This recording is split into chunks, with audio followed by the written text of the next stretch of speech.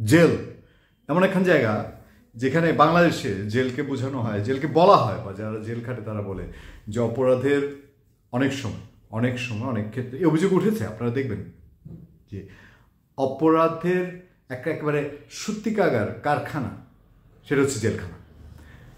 ভদ্রলোক ভদ্র ছেলে কোনো কারণে ঘটনাক্রমে জেলে গেলে ক্রিমিনাল হয়ে বের হয়। উল্টা হওয়ার কথা। পৃথিবীর অন্যান্য দেশে জেল হচ্ছে শুদ্ধ হওয়ার জায়গা, এবং আইনের উদ্দেশ্যই তাই। আইন যখন সাজা দেয়, অন্যায়ের সাজা দেয়, আর হচ্ছে অন্যায়কারী যেন সেখান থেকে শুদ্ধ হয়ে বের হয়।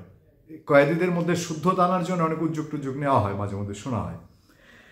জেল এমন এক জায়গা যেখানে ইচ্ছে করলে যদি রাজযন্ত্র মনে করে যে জেলের ভেতরে আমি আমার প্রতিপক্ষকে একটা শায়েস্তা করে ফেলবো, তাহলে জেল হচ্ছে সবচেয়ে উৎকৃষ্ট জায়গা। কারণ ওই চার দেয়ালের বাইরে তার শত্রুর বের হওয়ার কোনো জায়গা নেই, ওখানে তার শত্রুর হাতে অস্ত্র থাকার কোনো জায়গা নেই।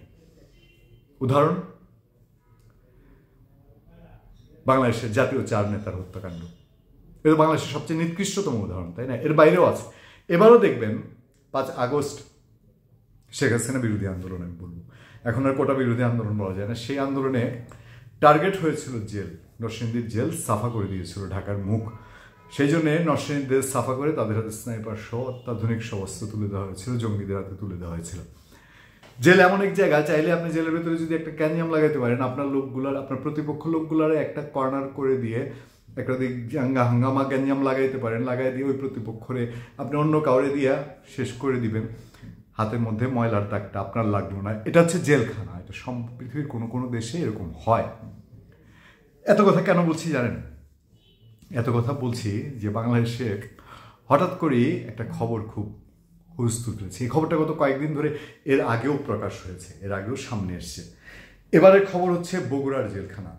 বগুড়ার জেলখানায় গত 1.5 মাসে চারজন কয়েদির প্রায় অস্বাভাবিক বলা যায় মৃত্যু হয়েছে। সেজন্য তদন্ত কমিটি হয়েছে। তদন্ত কমিটি হয়েছে মানে কিছু অস্বাভাবিকতার গন্ধ আছে। সবশেষ 25 ডিসেম্বর 2024-এর খবর হলো, সেখানে বগুড়ার সদরের সাবেক এমপি, আওয়ামী লীগের এমপি দুবারের, এবং আলোচিত ওই হিরো আলমকে হারিয়েছিল যে উপনির্বাচনে, সেটার এমপি রাগিবুল রিপুকে অসুস্থ অবস্থায় রাত 9টার দিকে বগুড়া জেল থেকে শহীদ জিয়াউর রহমান হাসপাতালে নেওয়া হয়েছে, সেখান থেকে ঢাকায় রেফার করা হয়েছে। ঘটনার ভেতরে আর কোনো ঘটনা যায় না। জেলে তো অনেক সুস্থ মানুষও গিয়ে জেলের হাসপাতালে থাকে, নজির বাংলাদেশে আছে।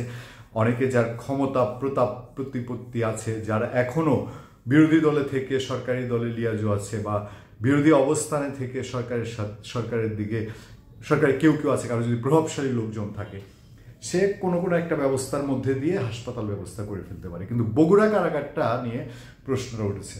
সমকাল লিড রিপোর্ট করেছে তাদের অনলাইনে যে বগুড়ার কারাগারে রাগিবুল রিপু অসুস্থ, কয়েকদিন আগে অ্যারেস্ট হয়েছে ভদ্রলোক। তো এর আগে 1.5 মাসে 4জন আওয়ামী লীগ নেতা মারা গেছে হার্ট অ্যাটাকে।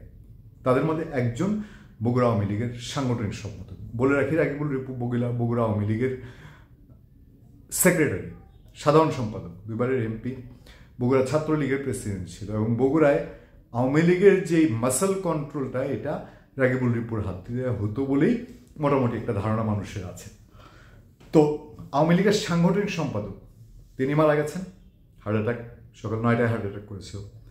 আরও 3জন বিভিন্ন পর্যায়ের আওয়ামী লীগের নেতা বগুড়া হাসপাতালে এরকম হঠাৎ করেই হার্ট অ্যাটাক মারা যাচ্ছে। আমার মনে পড়ে যায় নাসিরউদ্দিন পিন্টুর কথা। মনে আছে? বিএনপির মধ্যে, ছাত্রদলের মধ্যে ব্যাপক জনপ্রিয়, আপনার পুরান ঢাকায় হাজী সেলিমের মতন হাই পাওয়ার, হাই ভোল্টেজ মানুষকে চ্যালেঞ্জ করার লোক নাসিরউদ্দিন পিন্টু এমপি ছিলেন, ছাত্রদলের প্রেসিডেন্ট ছিলেন। সেই নাসিরউদ্দিন পিন্টু জেলখানায় মারা যান। আমি পরে শুনেছি, এমনও বলেছে ডাক্তাররা যে যদি জেলখানার দেয়ালের সাথে মাউন্ট এলিজাবেথ হাসপাতাল থাকতো তাহলেও নাসিরউদ্দিন পিন্টুকে বাঁচানো যেত না। তার হার্ট অ্যাটাকটা এরকম মেসিভ হার্ট অ্যাটাক হয়েছিল, রিয়েলি হার্ট অ্যাটাকে তিনি মারা গেছে। প্রশ্ন কোথায় জানেন? হার্ট অ্যাটাক হওয়ার কিছু সারাউন্ডিং লাগে। আপনি নিজে অতিরিক্ত তেল চর্বি খেলেন, সেটা একটা বিষয়। আপনার ক্রনিক ডিজিজ ছিল, বংশ পরম্পরা ছিল, সেটা একটা বিষয়। কিন্তু পারিপার্শ্বিকতা, জেলের পরিবেশ, জেলের প্রাইমারি ট্রিটমেন্ট, জেলের যদি একটা ছোট্ট রোগও দীর্ঘদিন পেলে রাখতে হয়, তাহলে সেই হার্ট অ্যাটাকে মারা গেলে হার্ট অ্যাটাক, কিন্তু হার্ট অ্যাটাকের পেছনের ইতিহাস সেটা বাংলাদেশে উঠে আসে না। আমি আপনাদেরকে একটা একটা ছায়া গল্প শোনাই। ধরে নেন এটা সত্য না, আমার গল্পের সাথে কোনো ক্যারেক্টারের মিল নেই। বাংলাদেশের হাজার হাজার কোটি টাকার মালিক, শিল্পপতি, বাংলাদেশের দরবেশ, বাংলাদেশের সন্ন্যাসী, বাংলাদেশের ডাক সাইটে এক সময়ের আলিশান বাড়ি, গাড়িতে চড়া, এসি লাইফ, এই দেশে এক পা তো বিদেশে দুই পা, সেই মানুষগুলো এখন জেলখানার ফ্ল্যাট টয়লেটে সাধারণ কয়েদির সাথে তাকে গিয়ে সেখানে টয়লেটে বসতে হয়। কেউ কেউ বিভিন্ন রোগে আক্রান্ত, বয়স 80, সেরকম নেতা আছে, তাকেও সেখানে টয়লেটে গিয়ে বসতে হয়। খাইতে হয়, আমি নাম বলবো না, বুঝে নেন আপনারা, খাইতে হয় সকাল 11টায় যে রান্না হবে সেই রান্নাই রাত 8টা 9টা 10টায় খাইতে হবে, যার সোনারগাঁশে আটনের খাওয়া ছাড়া কপাল জুটত না। তো ওই লোকের হার্টের এখন কি অবস্থা আপনি বুঝতে পারেন। এবার আসেন বগুড়া কারাগারে। তো এই যে আপনার আকস্মিক হার্ট অ্যাটাক, আওয়ামী লীগ নেতাদেরকে খুঁজে পেয়ে আওয়ামী লীগ নেতাদের উপরে হার্ট অ্যাটাক ভর করছে, এরকম ঘন ঘন হার্ট অ্যাটাক হলে আপনাদের কি একটু মনে হবে না যে কাহিনীটা কি? যাই হোক, জেল কর্তৃপক্ষ বলছে কোনো অবহেলা করা হচ্ছে না, চিকিৎসা কোনো অযত্ন অবহেলা হচ্ছে না, যদিও যারা মারা যাচ্ছেন তাদের পরিবার বলছে অযত্ন অবহেলায়, চিকিৎসার অভাবে তারা এরকম হার্ট অ্যাটাকে মারা যাচ্ছেন। জেল কর্তৃপক্ষ এটা স্বীকার করতে চান না, এটা কোনোদিন স্বীকার করেও না। জেলা প্রশাসক বলছেন তিনি এগুলো জানেন না, তদন্ত কমিটি হয়েছে, তদন্ত কমিটি কাজ করবে। আমরা তদন্ত কমিটির তদন্তের এবং রিপোর্টের অপেক্ষায় থাকবো পলিটিক্যাল দলগুলো যে ধরনের তদন্ত করতো সেই ধরনের না। আওয়ামী লীগ, বিএনপি, আওয়ামী লীগ, জামাত, আওয়ামী লীগ, হ্যানতেন বিষয় না, ওই লোকগুলো তো মানুষ, এখনো বাংলাদেশের নাগরিক। আর যদি তা স্বীকার না করেন ভিন্ন প্রসঙ্গ। ধন্যবাদ সবাইকে, ভালো থাকবেন, সুস্থ থাকবেন। সত্য, করুণা এবং সহনশীলতার সাথে আপনাদের সাথে সবসময় আমি আতিক রহমান পূর্ণিয়া।